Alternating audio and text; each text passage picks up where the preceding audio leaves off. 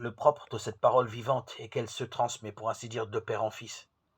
La parole n'atteint le baptisé que moyennant le lien vivant des autres frères ou sœurs qui, avant lui, sont nés de cette même parole. Tel est souvent le rôle qui nous est accordé et qui suscite en notre cœur la vie nouvelle. Telle est la voie normale pour parvenir à l'éveil du cœur et à la prière. On ne l'apprend pas tout seul, on la reçoit. On l'apprend d'un autre. On le perçoit sur un visage, on l'entend palpiter dans un cœur qui vit, rayonne de vie et en éveille d'autres à la vie.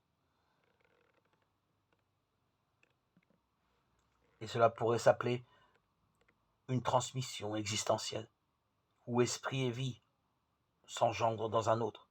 Ce contact vivifiant avec un père spirituel au sens plénier du mot, qui nous conduit par le Saint-Esprit et qui puisse assister et accompagner les autres dans le Saint-Esprit est un moment essentiel sur le chemin qui mène à la prière. Il est à la fois témoignage et dialogue. Témoignage car le frère, l'ami ou le père spirituel rencontre un autre frère, à une sœur, à un ami, une amie de la vie que le Seigneur a développée en lui ou en elle. Il dit la parole de Dieu et la transmet. Dialogue aussi car le frère à son tour rencontre à son autre frère, à son entourage, à son prochain, avec qui il dialogue pour avancer de ses propres désirs spirituels. Ainsi la vie de l'esprit lentement germe et croît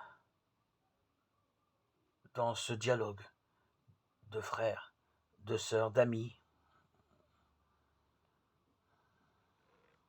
et parviennent ainsi à leur pleine croissance